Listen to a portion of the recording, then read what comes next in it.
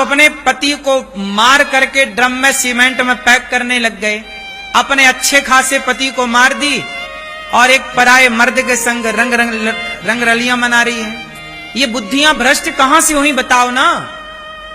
आप क्यों नहीं समझते वेश क्या है? ये इमारत बनी है तो इसकी नींव मजबूत है तो ये टिकी हुई है। यदि ये वेश कमजोर होता फिर टिकी ना रहती।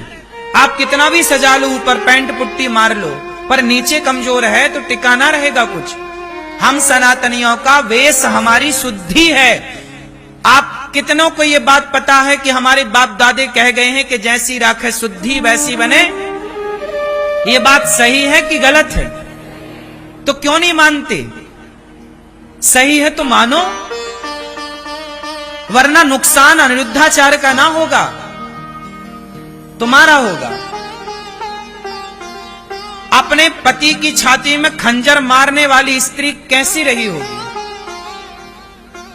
भोजन में नींद की गोलियां मिलाने वाली, सुला करके उसका मर्डर कर देने वाली, सीमेंट भर देने वाली पत्नी कैसी रही होगी? बताओ जरा, इससे क्या सिद्ध होता है? सोचिए, एक पति जो अपनी पत्नी में समर्पित है। आप बताइए, हम आपके घर आए भोजन करने और आप हमें नींद की गोलियां मिला के सुला दें और हमें मार डालें, इसमें हमारा क्या कसूर है? उस लड़के का क्या कसूर था? वो तो पत्नी के हाथ का ना भोजन कर रहा था। उसे क्या पता था कि इस भोजन में जहर है, नींद की गोलियां हैं? उसे क्या पता था कि हमें सुला के हमारी छाती पे खंजर मार दिया जाएगा? मैं सवाल उस लड़की से नहीं, सवाल मैं ये करता हूं कि उस लड़की की आखिर ऐसी बुद्धि हुई क्यों?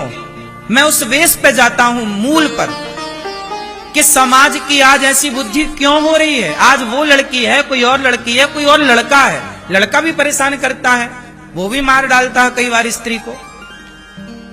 क्यों? सवाल ये है कि आदमी, हम सनातनी हैं, हम लोग ना चूहा को भी नहीं मारते, मच्छर को मारना पाप समझते हैं सनातनी लोग। गाय को रोटी निकालते हैं, कुत्ते को रोटी निकालते हैं। बोलो हाँ, हम चींटियों को आटा डालते हैं। सोचिए, जिस सनातन में चींटी का भी हम सम्मान करें आटा डालकर, हम मच्छर मारने को पाप समझें, उस देश में वो सनातनी यदि पति को मार डाले, पत्नी को मार डाले, तो बताइए।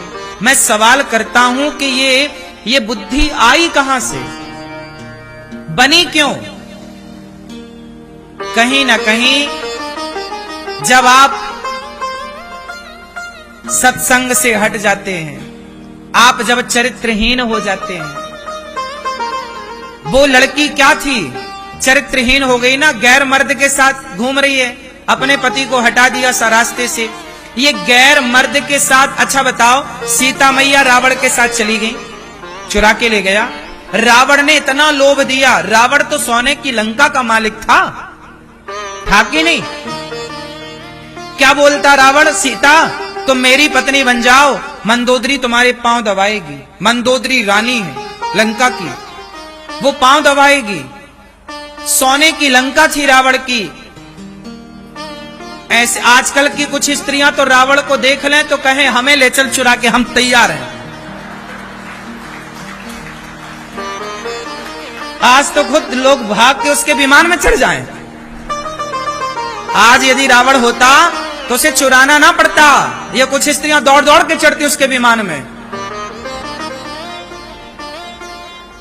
नहीं, लेकिन सोचो माता सीता के बारे में कि सोने की लंका में रहकर आ गई माता सीता।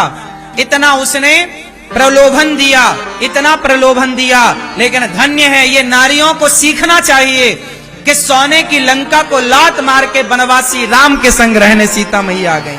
पति कितना गरीब हो, लेकिन नारी को कभी अपने पति का त्याग नहीं करना चाहिए। ये सीता मैया ने करके दिखाया है। अब बताइए, ऐसी नारियां जिस देश में हुआ करती थी कि लंका को लात मार के और वनवास में रहने वाले राम को अपनाएं, वरना सीता मैया का भी मन डोल जाता। इतना धन दे